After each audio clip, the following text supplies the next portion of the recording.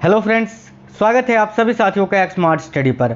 साथियों, आज की इस क्लास में स्टैटिक जीके के वेरी इंपॉर्टेंट क्वेश्चंस को देखेंगे, जो कि आपके एसएससी के सभी एग्जाम्स के लिए इंपॉर्टेंट होगा और रेलवे के सभी एग्जाम्स के लिए भी मोस्ट इंपॉर्टेंट है। बाकी अगर आप किसी भी स्टेट लेवल की पुलिस की एग्ज़ाम की तैयारी कर रहे हैं तो उन सभी एग्जाम्स में भी ये क्वेश्चंस आपके लिए बहुत ही ज़्यादा हेल्पफुल होगा। तो आज का ये क्लास आपको कंप्लीट देखना है। इस क्लास में टोटल 50 क्वेश्चंस हैं स्टैटिक जीके के, और आपको आज का ये सेशन टेस्ट की तरह लगाना है। 50 में से आप कितने क्वेश्चन सही कर पाते हैं, इसका आंसर आपको वीडियो के नीचे कमेंट बॉक्स में कमेंट करके बताना है। तो चलिए देखते हैं क्वेश्चंस। और पहला क्वेश्चन है, बाबा गरिया पूजा त्यौहार मनाया जाता है इनमें से किस राज्य में। देखिए, बहुत ही इंपॉर्टेंट क्वेश्चन है ये और बहुत ज़्यादा बार पेपर में पूछा गया है।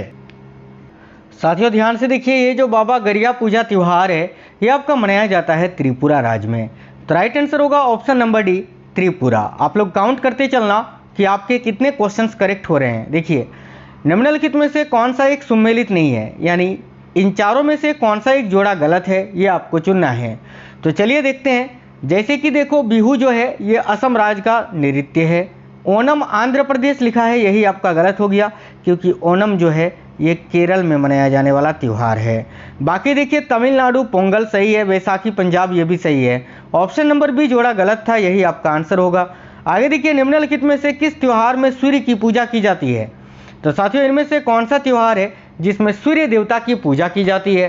तो देखिए, बहुत ही फेमस पूजा है ये छठ पूजा, आपने सुना होगा, देखा होगा। तो यहाँ आपका करेक्ट आएगा ऑप्शन नंबर सी, छठ पूजा। देखिए, अमीर खुसरो का नाम जोड़ा जाता है किस आविष्कार से।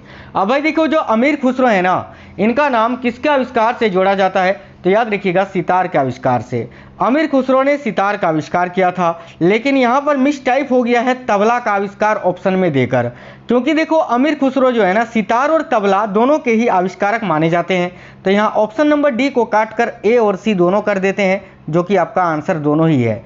सितार के आविष्कारक और तबला के आविष्कारक दोनों के ही आविष्कारक अमीर खुसरो को माना जाता है।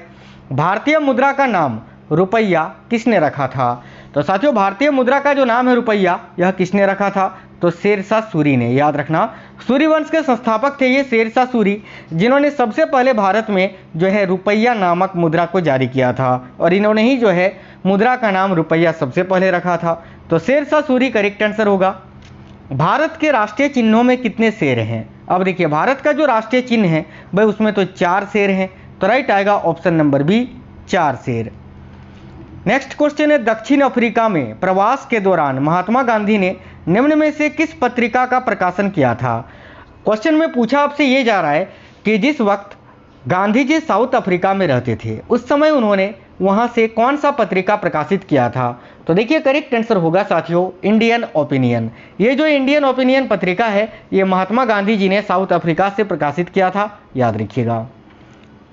नेक्स्ट है, भारत के स्वतंत्रता आंदोलन के दौरान महात्मा गांधी द्वारा किस स्थान पर साबरमती आश्रम की स्थापना की गई। तो देखिए, साबरमती आश्रम की स्थापना महात्मा गांधी जी ने की थी। कहां पर की थी। तो अहमदाबाद में। Option number B, Ahmedabad correct answer है। अगला है, जनता पार्टी के शासनकाल के दौरान भारत के राष्ट्रपति कौन थे। तो साथियों, जनता पार्टी के शासनकाल के दौरान भारत के राष्ट्रपति थे नीलम संजीव रेड्डी। यहां पर एक चीज याद रखना, ये जो नीलम संजीव रेड्डी है, ये साथियों निर्विरोध चुने जाने वाले भारत के एकमात्र राष्ट्रपति हैं। ठीक है, आगे देखिए, निम्नलिखित में से कौन सी घटना सबसे पहले घटित हुई थी। चलिए देखते हैं। चंपारण सत्याग्रह 1917 में हुआ। असहयोग आंदोलन 1920 से शुरू हुआ था। सविनय अवज्ञा आंदोलन 1930 में हुआ था। ठीक है, और खेड़ा सत्याग्रह की बात करें तो 1918 में। यानी सबसे पहले इनमें से क्या हुआ था। तो भाई 1917 में हुआ था चंपारण सत्याग्रह। तो ऑप्शन नंबर डी करेक्ट आएगा। हॉकी में पेनल्टी स्ट्रोक कितनी दूरी से मारा जाता है।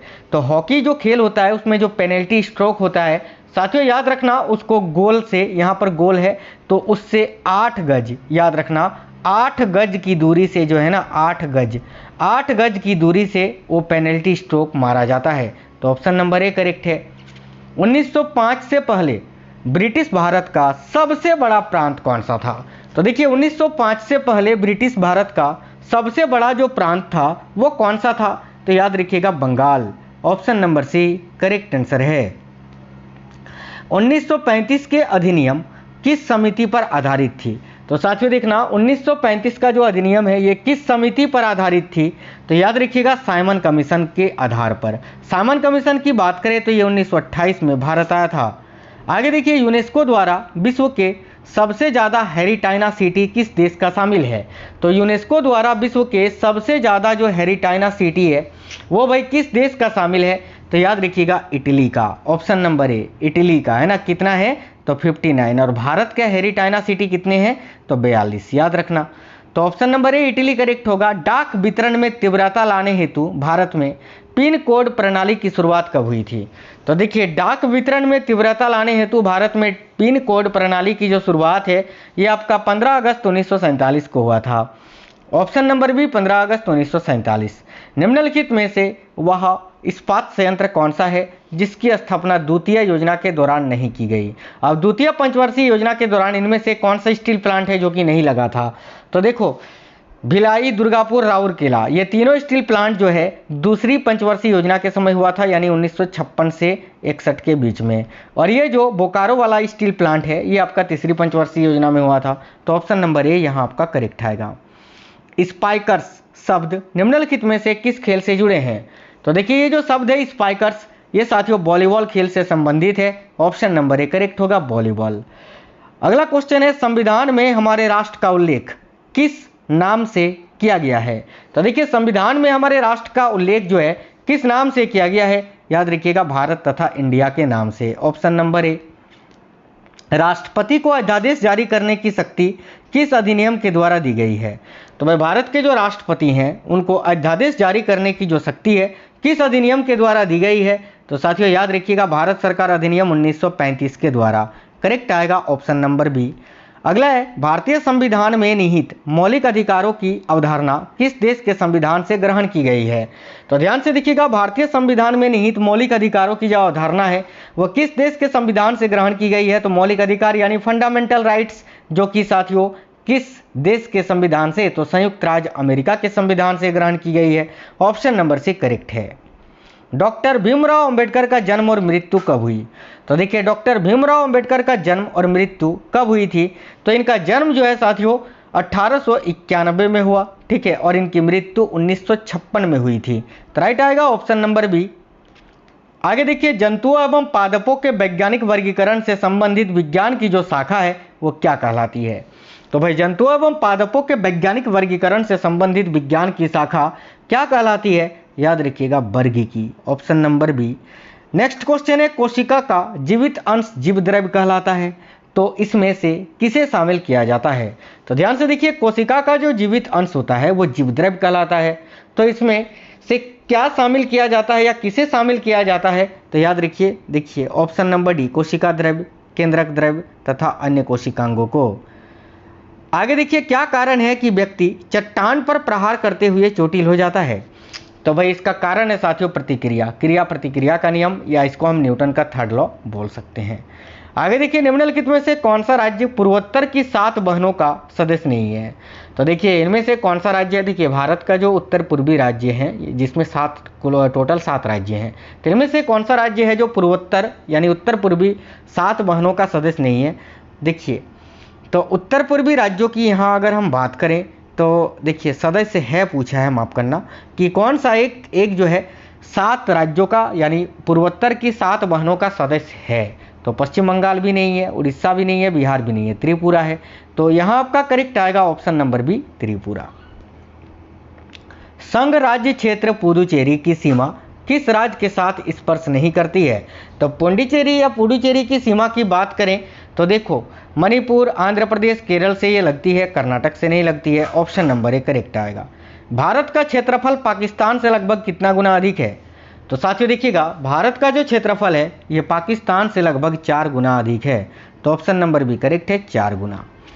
इंटरनेशनल राइस रिसर्च इंस्टीट्यूट कहाँ स्थित है? काफ़ी इंपॉर्टेंट क्वेश्चन है, ध्यान से देखिए। इंटरनेशनल राइस रिसर्च इंस्टीट्यूट जो है ये आपका कहाँ पर स्थित है ये पूछा जा रहा है। तो साथियों कहाँ पर स्थित है भाई ये? तो ये फिलीपींस में स्थित है साथियों, मनीला में, फिलीपींस में। तो राइट आएगा ऑप्शन नंबर सी, याद रखिएगा फिलीपींस, मनीला। चलिए तो नेक्स्ट क्वेश्चन देखिए, Laxmibai national college of physical Education कहाँ स्थित है? तो साथियों Laxmibai national college of physical education जो है ये कहाँ पर स्थित है? बहुत ही इंपॉर्टेंट क्वेश्चन पूछा जा रहा है आपसे, तो ध्यान से देखिएगा। Lakshmibai national college of physical education जो है ये कहाँ पर स्थित है? तो याद रखिएगा ग्वालियर मध्य प्रदेश में, ऑप्शन नंबर डी। मोहिनीअट्टम नृत्य रूप का विकास निम्नलिखित में से किस राज्य में हुआ? तो देखिए मोहिनीअट्टम नृत्य रूप जो है इसका विकास निम्नलिखित में से किस राज्य में हुआ? याद रखिएगा केरल में, ऑप्शन नंबर सी करेक्ट है, केरल। निम्नलिखित में प्रसिद्ध वायलिन वादक कौन है? तो देखिए इनमें से कौन एक प्रसिद्ध वायलिन वादक है, आपको यही बताना है। तो प्रसिद्ध वायलिन वादक की बात करें तो वो है प्रोफेसर टी.एन. कृष्णन, करेक्ट आएगा ऑप्शन नंबर ए। आगे देखिए, निम्नलिखित प्रसिद्ध नर्तकियों में से कौन ओडिसी नृत्य शैली की प्रतिपादक नहीं है? तो भाई ओडिसी नृत्य से संबंधित इनमें से कौन नहीं है, ये आपको बताना है। तो देखिए ओडिसी नृत्य जो कि उड़ीसा राज्य का शास्त्रीय नृत्य है और इससे संयुक्ता पनिग्राही, सोनल मानसिंह और माधवी मृदल ये तो संबंधित है, लेकिन पद्मा सुब्रमण्यम का संबंध भारतनाट्यम से है, ओडिसी से नहीं है। राइट आएगा option number B, Padma Subrahmanyam. Tansen सम्मान किस राज्य की सरकार ने शुरू किया था? तो साथियों तानसेन सम्मान की बात करें तो इसको मध्य प्रदेश राज्य सरकार ने शुरू किया है, ऑप्शन नंबर बी करेक्ट है। आगे देखिए, मल्लिका साराभाई निम्नलिखित में से किसके साथ जुड़ी हैं? तो भाई मल्लिका साराभाई की बात करें तो ये किसके साथ जुड़ी है, ये आपसे पूछा जा रहा है। याद रखिएगा मल्लिका साराभाई जो है ना ये शास्त्रीय नृत्य से संबंधित है, ऑप्शन नंबर बी करेक्ट आएगा साथियों, शास्त्रीय नृत्य से। वेदों की ओर सरल लो या वेदों की ओर लौटो का आदर्श वाक्य को किसने प्रतिपादित किया था? यानी वेदों की ओर लौटो का नारा किसने दिया था? काफ़ी इंपॉर्टेंट क्वेश्चन है। याद रखिएगा आर्य समाज के जो संस्थापक थे स्वामी दयानंद सरस्वती, जिन्होंने सन 1875 में आर्य समाज की स्थापना बम्बई में की थी, इन्होंने ही यह नारा दिया था, इन्होंने ही इस वाक्य को कहा था कि वेदों की ओर लौटो या वेदों की ओर सरल लो। पंडवानी किस प्रदेश का लोक नृत्य अथवा लोक नाटक है? तो देखिए पंडवानी की बात करें तो ये छत्तीसगढ़ राज्य का लोक नृत्य अथवा लोक नाटक है, राइट आएगा ऑप्शन नंबर सी, छत्तीसगढ़।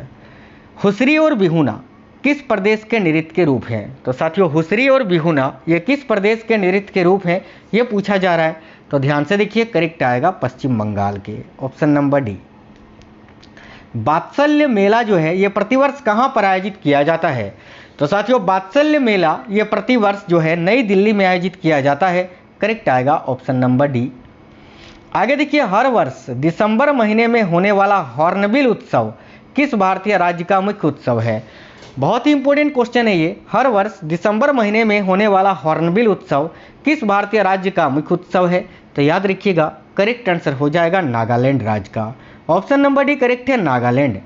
कौन सा हिंदू पर्व थारू जनजाति द्वारा शोक पर्व के रूप में मनाया जाता है? तो देखिए इनमें से कौन सा एक हिंदू पर्व है जिसको थारू जनजाति के जो लोग हैं वो शोक पर्व के रूप में मनाते हैं? तो साथियों याद रखिएगा दीपावली, करेक्ट है ऑप्शन नंबर बी।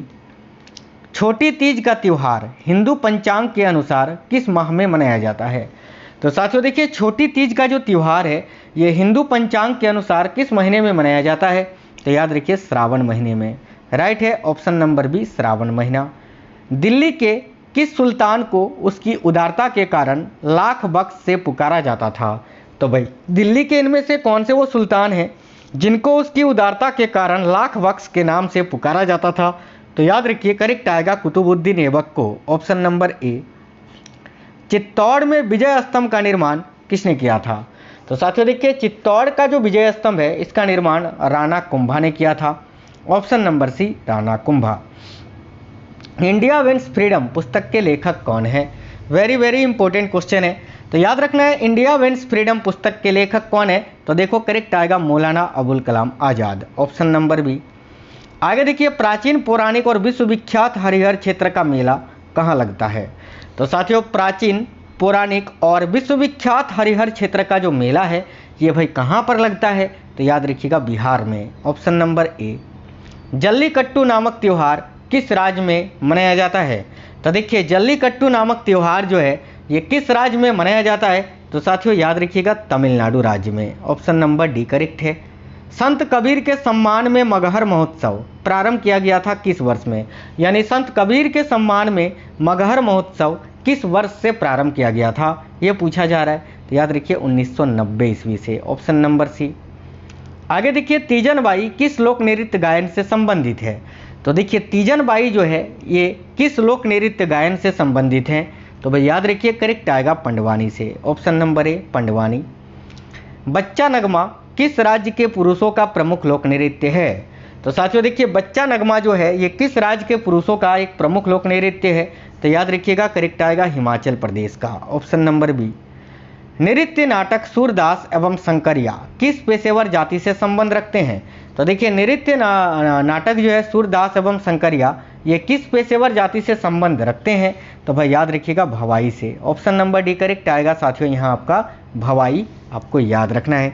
बहुत ही इंपॉर्टेंट क्वेश्चन है ये, आपको याद रखना है। तो साथियों आज इन 50 में से आप कितने क्वेश्चंस करेक्ट कर पाए हैं, आप हमें इस वीडियो के नीचे कमेंट बॉक्स में कमेंट करके ज़रूर बता दीजिए।